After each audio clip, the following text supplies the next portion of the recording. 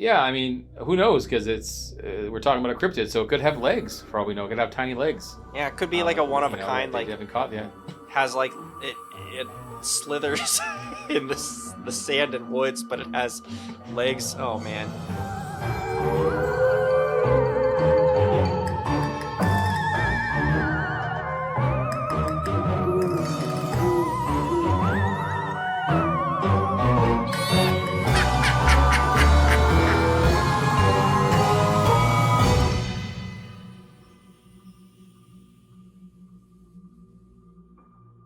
Welcome to Talk About Scary, the show where we do just that. Talk about scary places. Yo, what's up, Adam? Hey. Hi, Clay. How are you doing today? Oh. I'm good. I'm you good. I am doing well and good as well.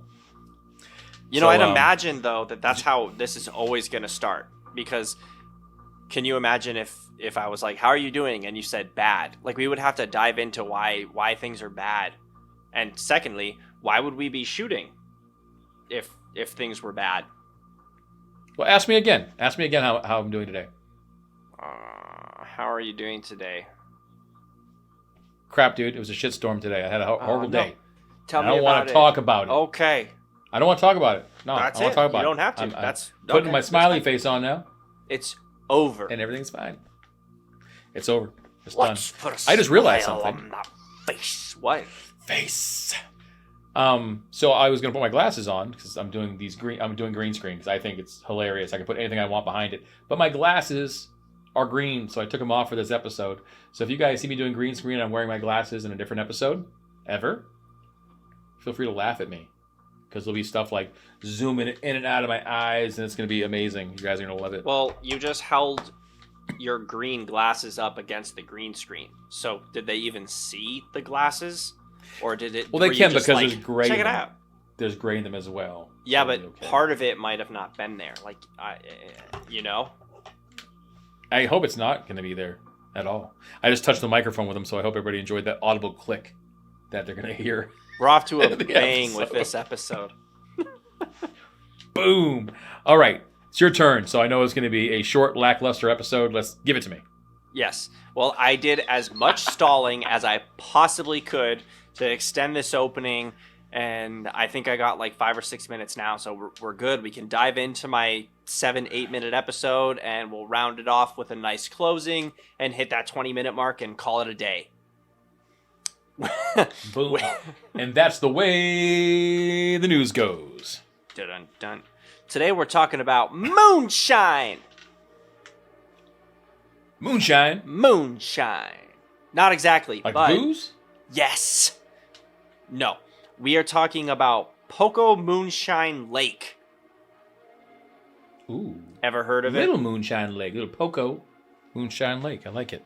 It's just a lake full of moonshine, and people go over there. They take their big mug, and they, like, get themselves a nice fistful, and they shove it down theirs gullets, and then they be drunk. That's how Clay believes. Talk about moonshine, right? Am I right? Talk about moonshine. Yep, that's it. Let's talk about Pocomoonshine this time around, at least. Well, Pocomoonshine Lake is located in Maine, a state that doesn't get a lot of credit for things. Like I can't tell you any other thing about Maine. Do you know anything about The Nubble Lighthouse Maine? is located in Maine. Yep. And it's the most photographed lighthouse in the U.S., maybe the world, and the quarter that you see, that the main quarter that's the Nubble Lighthouse. And I proposed to my wife Heidi at the Nubble Lighthouse. I flew her to Maine to propose to her on those rocks. Well, see, I didn't know any of that was about to come up. I was just trying to make a point, like Maine's not that special, and then I was going to cut you off and say other states have lighthouses, big whoop, but then you just turned it into something that I think is going to be the highlight of the episode because I don't have much. Something about me. Let's talk about me. Stephen King is from Maine. He is scary. He is. Maniacs are from Maine. Yes. So there's that. Yep, there is that.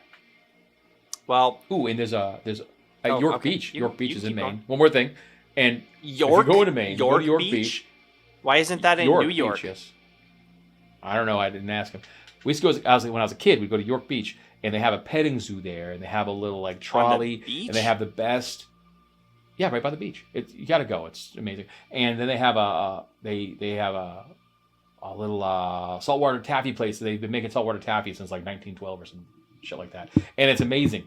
And they have like fresh ice cream that you get right off the side of the road. It's amazing. They have these little lobster shacks. It's I like lobster. so I gotta nice. say though, like not to go off And they got topic. they have some Oh, good okay. Keep going. Portuguese fortune tellers there too. Good Portuguese fortune tellers. So if you like your fortunes told by old Portuguese ladies, give it a shot. Okay, Are they like? I'm done. Are Portuguese folks like more like sensitive than other folks? Oh, we're Well, known like- for it. They're- We oh, are known. I'm Portuguese, by the way, in case you're wondering. I assume and we are since you were known for saying it. we, otherwise, like I don't know what this episode My is. people, Not going the way that I thought it was gonna go. my peeps is known for their second sight. I don't believe in it personally, but that's their thing. Oh my They goodness. believe in it, so good for Well, them. Before That's all I got. Before this just completely, it's already completely gone off the rails. But before we just go off the rails and like the cart blows up and like there's no survivors, let me bring it on back. Boom. And I wanted to say that every time we do an episode on the East Coast from around the area that you grew up in or lived in, everything that you say about that place shocks me because so many of those things don't happen over here.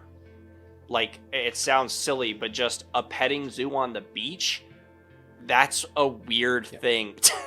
I can't visualize it because I think of like California. The beaches back there are and there different ain't no than the petting beaches. zoo on the beach. Yeah. There's barely beach on the beach. Yeah, it's all There's- sand. There's so many people and yeah.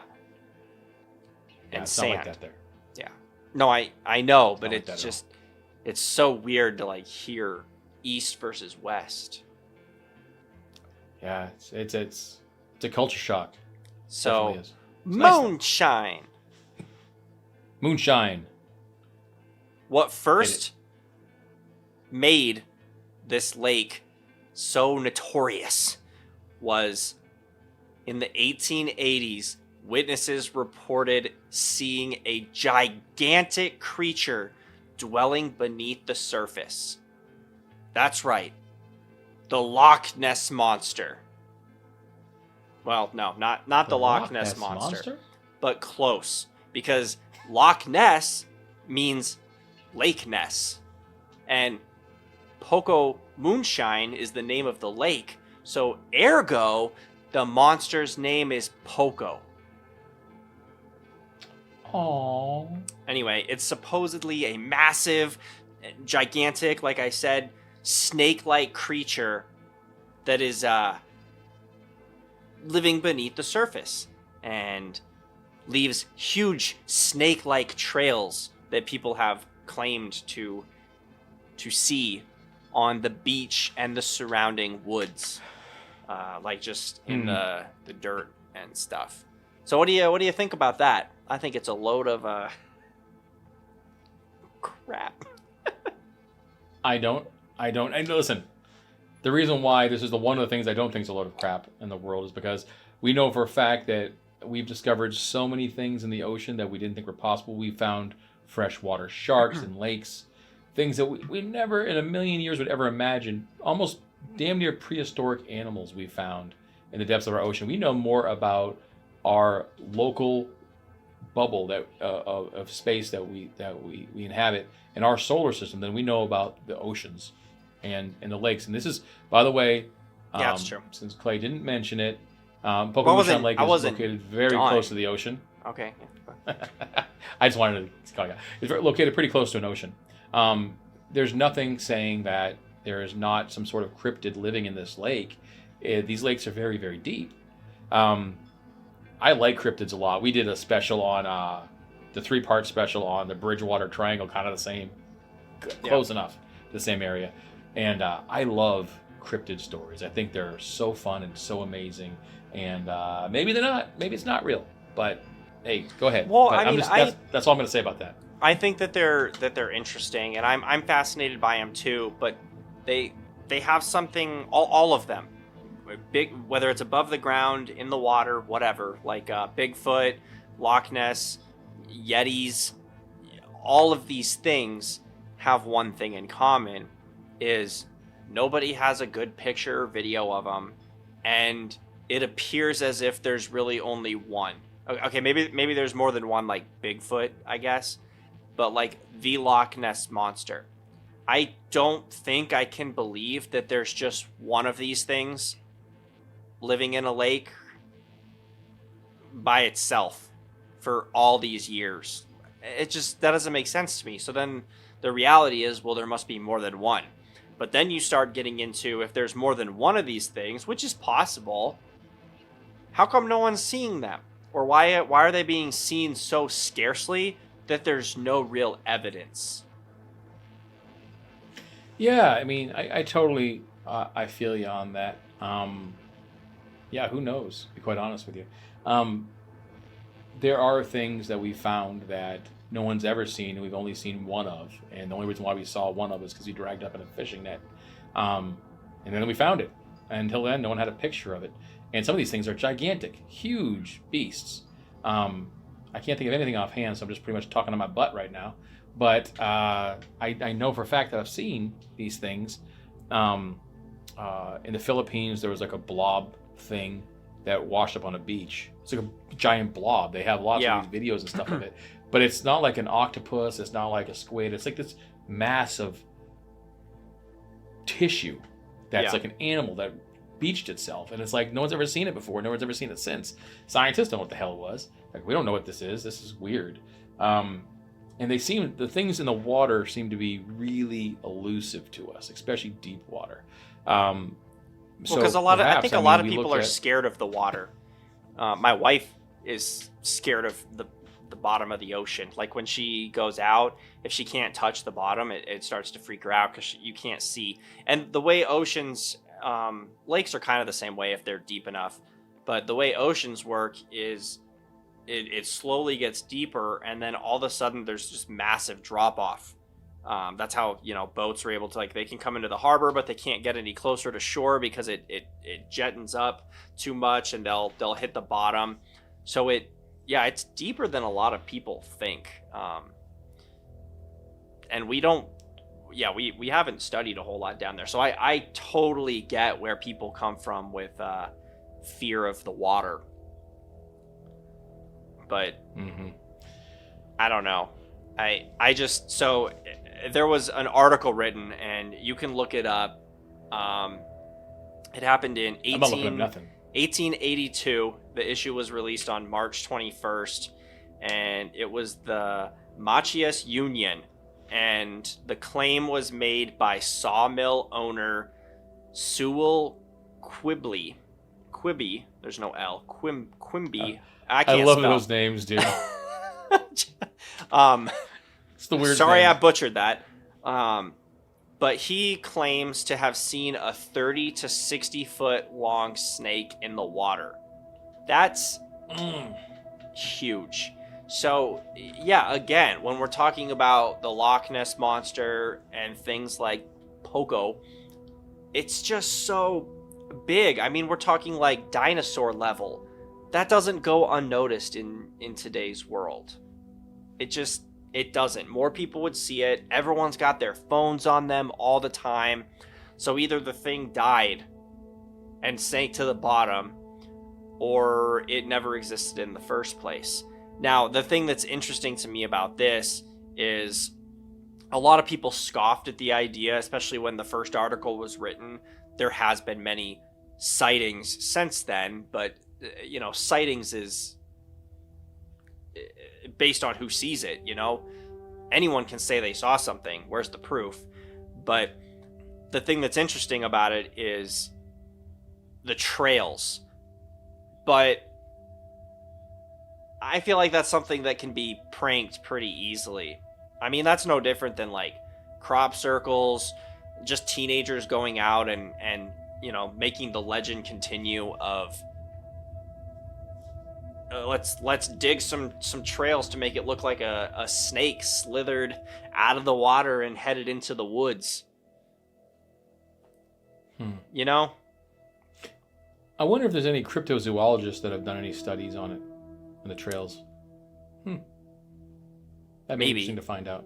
I mean, I don't see anything here. I no, got a big there's screen nothing. about it in front of me because I didn't study up on this. I'm gonna tell everybody right now, I didn't pay attention in class today. So I actually got a really big monitor off to the side, and Is that your way of bragging? Like, I don't have a big monitor. Yeah. I have an iPad.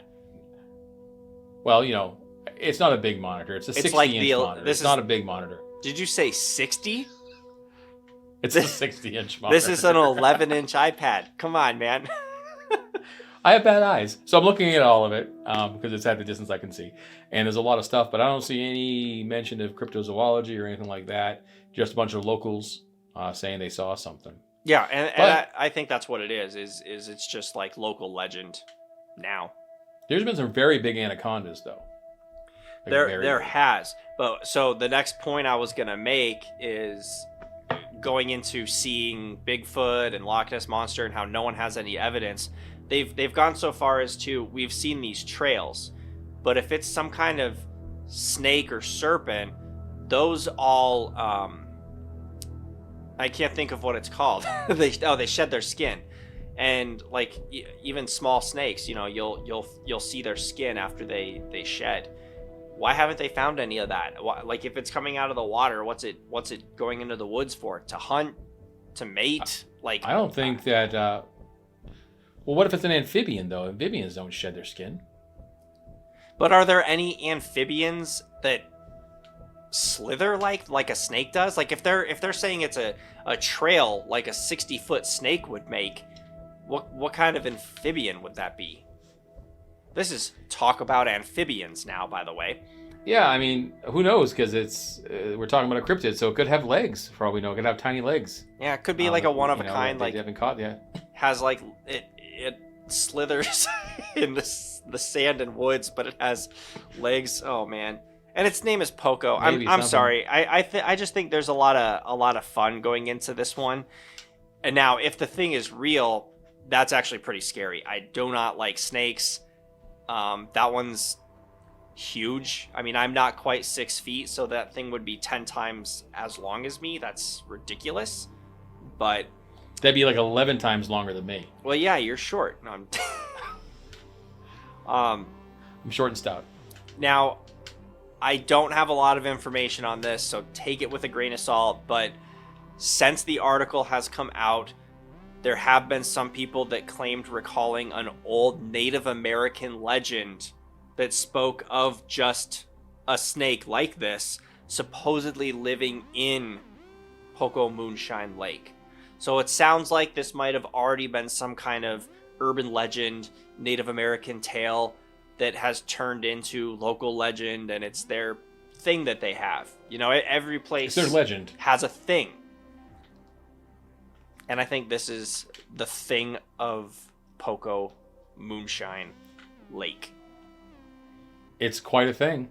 It's quite a thing. So again, for our viewers, Pocomoonshine Lake is located Alexander and Princeton in Washington, Maine. When you go there, tell Poco that Talk About Scary sent you and get our famous discount. Yep. And if you see Poco, get out of there, because I would imagine that a 60-foot snake can move pretty quick. Or just because of size. Yeah. You know. Yeah. And if it has arms, like, it grab you. So. Yeah. But that's all I got. And while for you're today. there, you know, you can go to Strawberry Bank, New Hampshire's right by there. You can see how they make old-timey candles and soap. Spoiler alert. It's all made out of the same stuff. They made it all out of fat. You could also check out that petting zoo. You guys can see all that stuff. They have a petting zoo right right down the street in York petting Beach. Zoo. It's close to everything else. So just go see it all. It's gonna be wonderful. You're gonna love it. My cat's meowing. I hope nobody minds. He's just screaming at me right now. Twitch has been on this show quite a few times. Yeah, he's just a loud ass cat. He's like 16 years old, and he's well. That's how cats are. They always got to be the loudest. I almost said person. Loudest person in the room.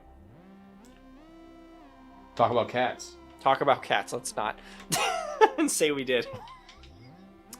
But Talk about Harry. yeah, so I know that that episode maybe wasn't super inspirational or creepy, but sometimes we got to talk about off the beaten path things, scares. I'm down for it.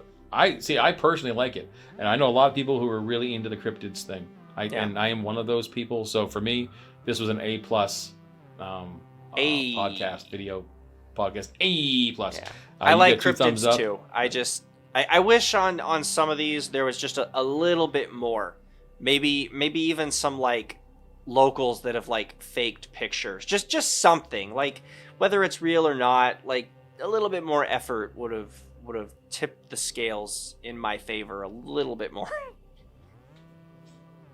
I like it. Talk about fake. I mean, talk about phony.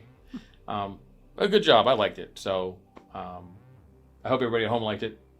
And you know, like we always say when we talk about things like this, cryptid real. Cryptid real.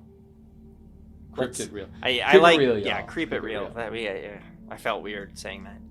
So cryptid real. I like it. I gotta go get I don't care moonshine. Moonshine. You know, I'm gonna say again, I don't care about what you thought about it. I actually like cryptids a lot, and I think it has depth and it's fun. There's a lot of character. I can talk about haunted hotels all day long. That stuff gets boring, but you know, cryptids are kind of exciting, and they're technically more scary. Yeah, I think just doing something